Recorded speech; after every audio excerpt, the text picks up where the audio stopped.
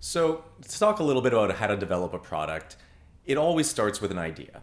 And that idea can be spawned by your own personal experience, a problem you saw in the marketplace, or just a general passion you have that you feel you can work with. Taking Publikit, for example, the way we started with Publikit is early on when I started my consulting business, I had a client who came to me with a problem. And essentially, she had signed a contract with a web development company that charged her $33,000 for a basic website that was relatively static and just a named database for newsletters. This is exorbitant. With the technologies we have today, there is absolutely no reason that a small business and an entrepreneur who's just getting off the ground should have to spend $30,000 to get a little web visibility. So from there, we saw a problem that there were a lot of options to get websites in the market, but not necessarily that met the needs of somebody with a very small fixed budget who wasn't looking for anything exorbitant or with a lot of design, but just needed a good presence on the web. And from there, we started thinking about Publikit.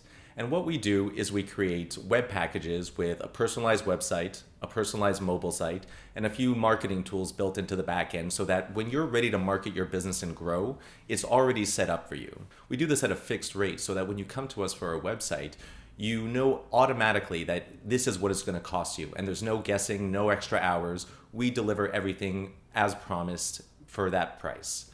And this is how we develop a product. We saw a problem. We knew there was a market. And from there, we started figuring out how we could solve this problem in a cost-effective way. So you start by looking at what it would take to build this product. We need web developers, we need project managers, and we need designers, people to really just put the whole package together. And each of those pieces has a cost. So we had to go and we had to develop negotiations with different web developers who were willing to work with us to provide this product at a fixed rate in exchange for Publikit going out and marketing them. Now, from there, we took our idea and we took our fixed rate packages and we tested it. Testing is the most important part. You may think you have the best idea ever, and maybe it is a really good idea, but it doesn't mean people want it. And it doesn't mean people are going to spend money on it. So unless you're planning on giving it away for free, you better make sure that the market exists.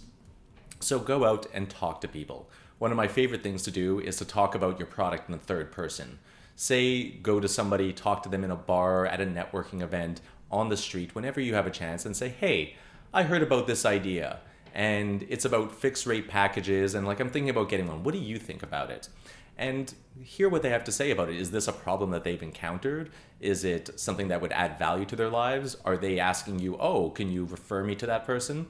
Or are they saying oh, that's completely ridiculous. I would not spend a dime on that. It doesn't make sense. It can't work. That'll give you a small focus sample group of people that you don't know and that aren't just saying something to make you happy, who will give you an honest insight on what your product's appeal is. From there, you go to the other video that I just talked about, which is about pricing strategy, and you figure out what people will spend for that. So now you have your concept, you have your market study, and you want to know what the magic price point is. This is something that's extremely important because when you go to market, you want to have this right. The hardest thing to change, harder than branding, is a price. If it goes up too quickly, people will have sticker shock. If it goes down too quickly, people will say, well, no one had confidence in the product, so why should I? And that will affect your entire growth strategy from there on in. So you want to make sure that you understand the pulse of the market, what they're willing to spend on it, and if you're able to deliver your product or services within that price point. Then you put it all together. And you really figure out how your operations are going to work, how you're going to deliver this product, and how you're going to acquire clients.